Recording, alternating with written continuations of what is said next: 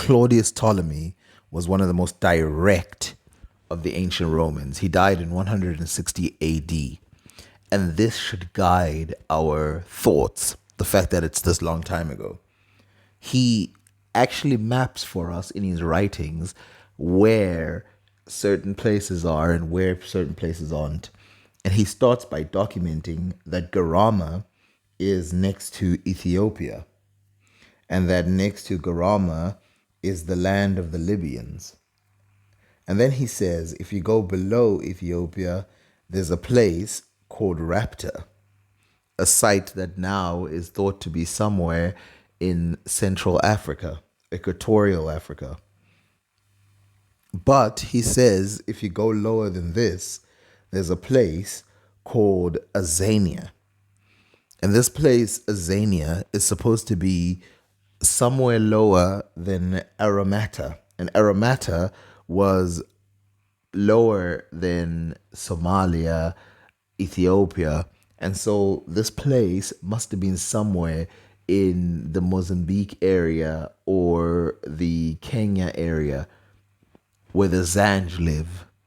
In fact, the word Zange was taken by the Arabs after reading Claudius Ptolemy. So the word Azania is the word Zange, which is then used by the Arabs because they assumed, okay, well, these are the Azanians that Claudius Ptolemy was talking about. Moreover, we see that he describes great trade in this region. He describes multiple people farming and all this other stuff about these people. But something that historians try to dismiss, as they say, actually, these people were probably, because they don't deny what he's saying, because of every other place he's talking about, there seems to definitely be a city there. And so instead of denying it, they say that it was probably some Afro-Asiatics. This is the first proof we have of Bantu people being in the eastern part of Africa, probably more long ago than what the Europeans claim it is today. Now, we don't have any proof in East Africa that there were any buildings being built by anybody but Bantu people. Now think about what I just said there. We have no proof of any buildings or anything of that even slightly resembles that being built by anybody but the Bantu people until about the 900 AD when Muslims come. But the time of the Romans, we have nothing. So why should we accept the non-proof of Afro-Asiatics and dismiss the actual proof, the actual structures that we have, the actual people who take homage in that area and cultivate it and unify it? Why should we ignore this? He says, we have learned also from the merchants that from Arabia Felix they sailed to Aramata, to Azania, to Raptor, and to the regions called Barbary. This sailing is not exactly south, but southwest. The voyage from Raptor to Presume is also southwest. The lakes from which the Nile takes its beginning are not near the sea, but are very far inland. The shoreline from the Aramata promontory to Raptor is otherwise than Marinus has shown it to be so. Nor can an ordinary day and night voyage be counted in stadia because of the changeableness of the winds at the equator, but is limited to about 400 or 500 stadia at the most. There is, first of all, a continuous bay in which, after sailing for one day from Aramata, we come to Punacone and to Opone and Imperium, distant one day's sail from Punacone, sailing from the Emporium.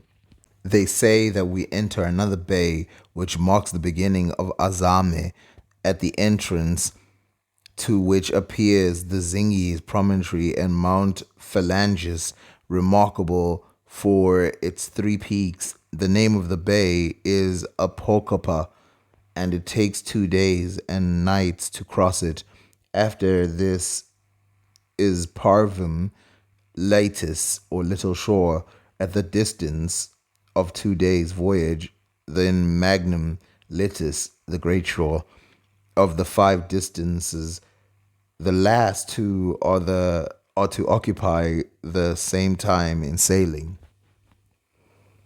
A further 4 days sailing, they say, brings us to another bay in which there is the Emporium of Essina.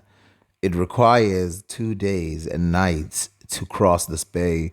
Then, after a day and night sail, one comes to the seaport of Seraponus. Thence begins the bay which leads to Raptor, a voyage of 3 days and nights.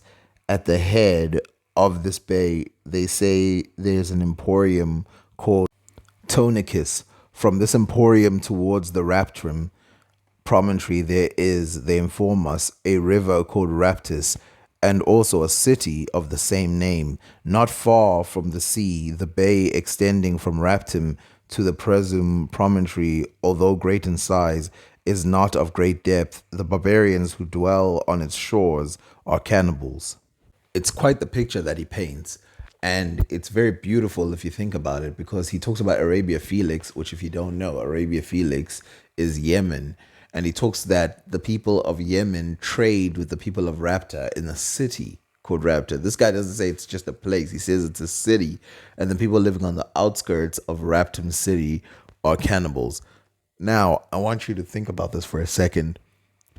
The people of Arabia Felix, if you believe that they're Arabs, and Arabs call the Zange people, the people who are Bantu. Why would they do this? Why would they give this name? Because, as you can see with the Abyssinians and all the other people, Sudan, they give them traditional names, names that are traditional to their people. And the Arabs keep track of this. They're like, okay, these are the Slavs, these are the Berbers, these are the this, these are the that. For them to continuously call these people Zange from the word Azania tells you that they know or have in their tradition the history of what a Zange is, and they separate it from a Abyssinian quite beautifully. So the Azanians must be the Bantus. Interestingly, he mentions a place called Agasimbia, which is lower than Rapta and lower than Azania, as you can see on this map. But what does he say about Agasimbia? Well, he says, we can also ascertain what we require to know through information concerning the kinds, the forms, and colors of the animals living there, from which we draw the conclusion that the parallel of the region of Agasimbia is the same as that of the Ethiopians and extends from the winter solstice to the equator, although with us in place opposite to that region that is in the summer solstice. They do not have the color of the Ethiopians, nor is the rhinoceros and elephant to be found. Yet in place not far south of us, the inhabitants are moderately black, such as from the same cause are the Garamantes, whom Marinus himself describes, and whom he places neither under the summer solstice nor north of it, but much too far to the south. In the regions around Merowe, the inhabitants are very black and closely resemble the Ethiopians, and there we find that elephants and other kinds of monstrous animals are bred.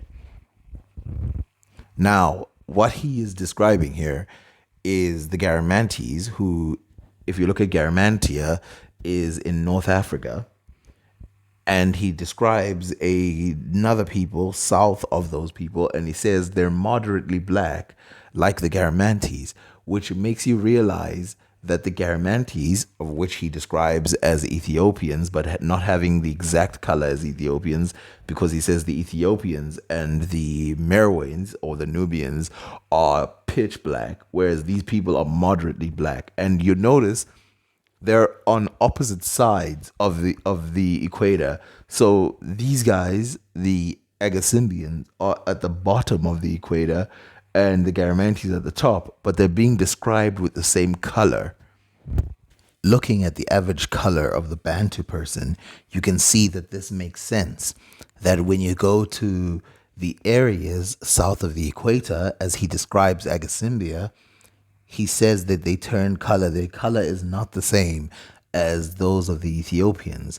And he says that it's more similar to that of the Garamantes, which is a medium tone, which would make sense if the Garamantes have the same color as the ancient Egyptians, because the Egyptians also impart a medium tone. And you can see that Bantu people, like these two girls from Rwanda, have a medium tone.